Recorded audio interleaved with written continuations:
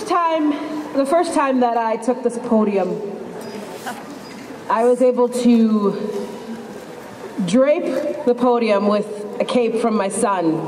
He was, his new favorite superhero was of his own making. He was a rainbow superhero, and his job was to help people heal.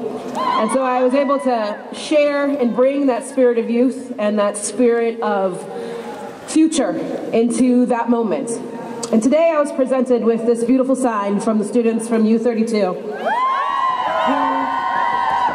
who wanted to make sure that we all knew that the youth are watching and they're listening and they're learning. And that's what I want for everyone, and I want that for youth from Bennington all the way up to Burlington. That they know that this work is not just about this moment, but it's about creating the world that we know we need and the world that we believe should be. So I want to thank you so much for this, and keep on fighting, youth.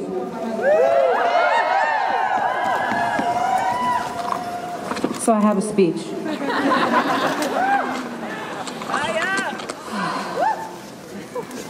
Thank you, Kenzie, for that beautiful introduction. Thank each of you for being out here in this ridiculous cold and this outrageous weather. What a sort of unnecessary test of our dedication to this work. But we're passing with flying colors. What got me to this place of power, and what defines my movement within these power spaces, is simple. It's what I consider to be political courage.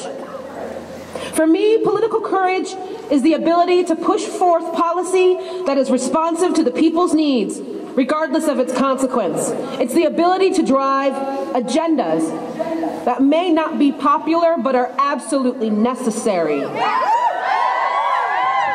As a woman, and especially as a woman of color, my courage must work towards the eradication of issues of race, gender inequality, class inequality, and the promotion of our human and civil rights. That courage must be centered on true social justice. I must be willing to not only speak the truths about what must change, but accept that this power is not mine to hold, and it was granted to me by the people. My political courage is shaped by our collective morals and values, and it is strengthened by your voices. It is defined by revolutionary movement politics. I often consider the tenet of movement politics and the challenges that that narrative, that there must be some leader that has to save us.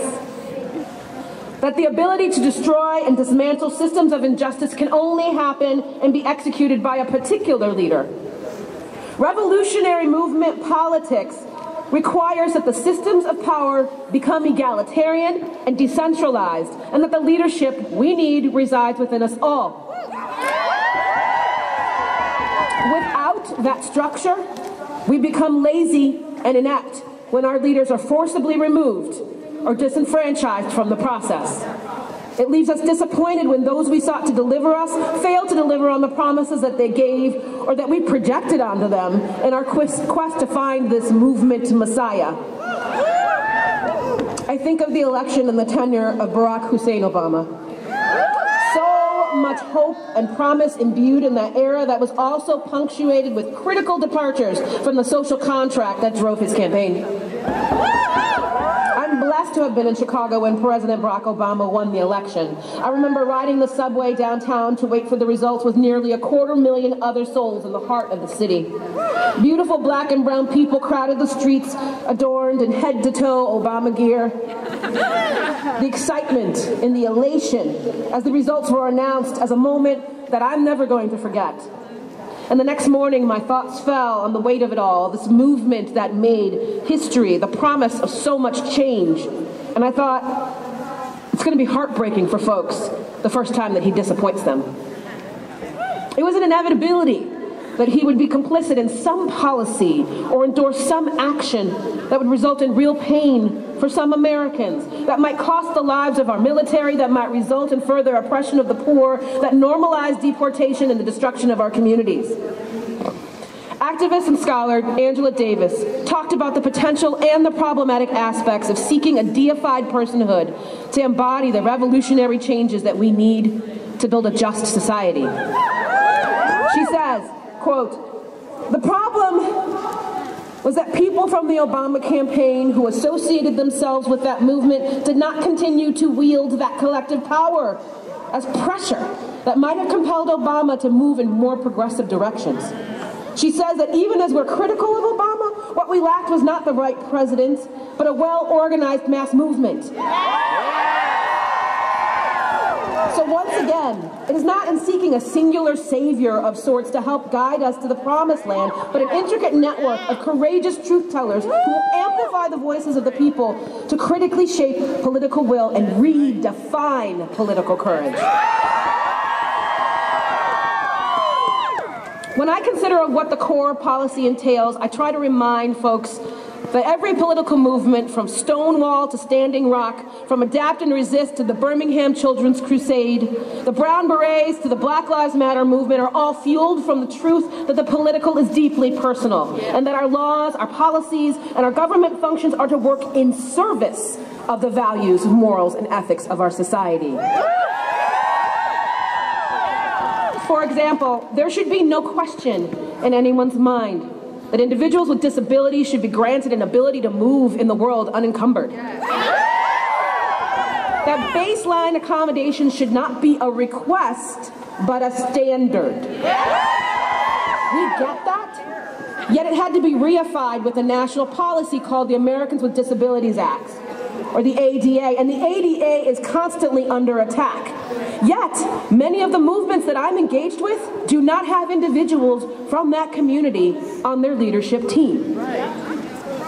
Sister Davis reminds us that we have to extricate ourselves from narrow identitarian thinking if we want to encourage progressive people to embrace these struggles as their own. Whenever you conceptualize social justice struggles, you will always defeat your own purposes if you cannot imagine the people around whom you are struggling with as equal partners. Therefore, if you think of them simply as objects of the charity of others, you are constituting them as inferior in the process of trying to liberate them. So I add that without their direct participation of marginalized communities in the development of your movement has no real meaning. Or, as Lila Watson, Aboriginal elder, activist, and educator says, if you've come here to help me, you are wasting your time. But if you come because your liberation is bound up with mine, then let us work together. The label of the second whitest state in the Union has become a crutch to keep us from doing the real work of meaningful revolutionary inclusion. This is lazy leadership of the most tepid form. In reality, the anxiety of the presence of people of color is that our opinions might challenge group dynamics and distribution of power. The truth-telling of the lived experiences of our leaders might question not only the assumptions of the movements that they're engaged in, but will likely push members of these entities to experience the discomfort of personal growth required to become truly anti-racist, meaningful allies and comrades in this work. You might just learn that you're doing it all wrong, and that perhaps you have to begin again. I urge you to take the charge that has been weaponized against marginalized peoples everywhere to endure it. The charge that demands that when we are down, we get back up again and again. So the question before us is this the best we can do? Are we complacent with enacting half measures, broken policies, and insufficient systemic changes, knowing fully the terrorism that marginalized people endure every single day? We must be willing to do so much more than we thought we are capable of doing to achieve what has not been done, but should have been done ages ago. Dr. Gerald Wing Sue, who's one of the most genius and prolific solution seekers in building an anti-racist society, reminds us, it's not about how you cover up your racial blunders, it's about how you recover. This work involves bearing careful witness to what has been revealed to each of you and will continue to be revealed to each of you today. This work involves understanding clearly that the present is ever guided by the past. This is Vermont, and we have an opportunity to show the world how it can be done. And believe me when I say that the world is watching to see what we do next. A leader of a prominent nonprofit asked for my opinion about an initiative they were launching to push for transformational change towards diversity, equity, and inclusion. They shared their elation at the readiness to change amongst their colleagues about work that was already underway. Once again, my eyes darkened and the words fell from my weary heart. How many people of color are actually involved in this process? Of the nearly 24 minds driving this conversation, there was only one person in the room who would actually be impacted by their inadequate attempts. Despite all heeding, the group barreled out ahead on an unnecessary timeline that would not prove or provide the room necessary to seek the review from the very people that they were purporting to support. You can likely guess the overarching reasons that this group would choose to omit these voices. It's mostly process-oriented, mostly fear-based, and that they did not want to learn that they might be mistaken in their assumptions.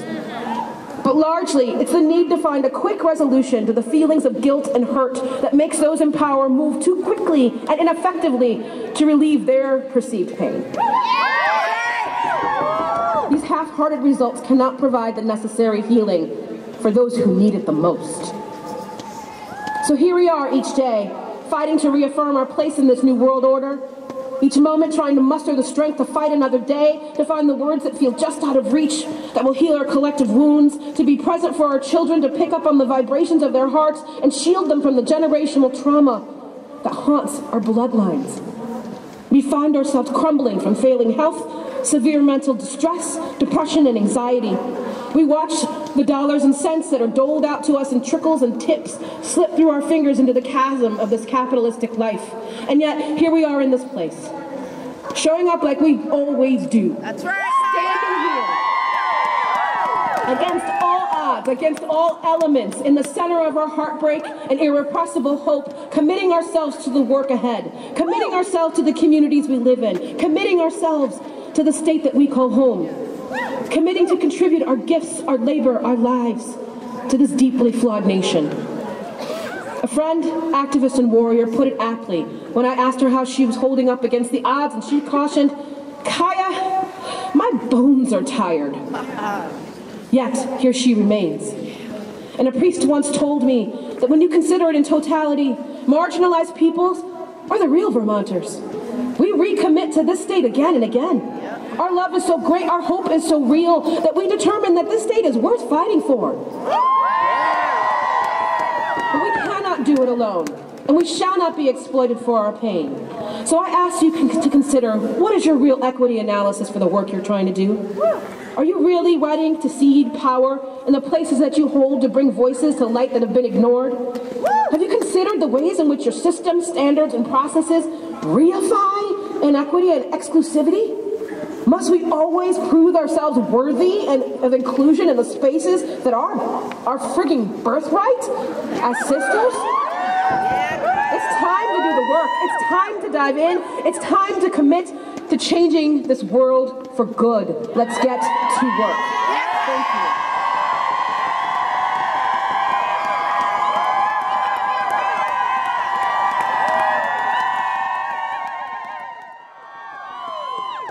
When I consider what the core policy entails, I try to remind folks that every political movement, from Stonewall to Standing Rock, from Adapt and Resist to the Birmingham Children's Crusade, the Brown Berets to the Black Lives Matter movement, are all fueled from the truth that the political is deeply personal, and that our laws, our policies, and our government functions are to work in service of the values, morals, and ethics of our society.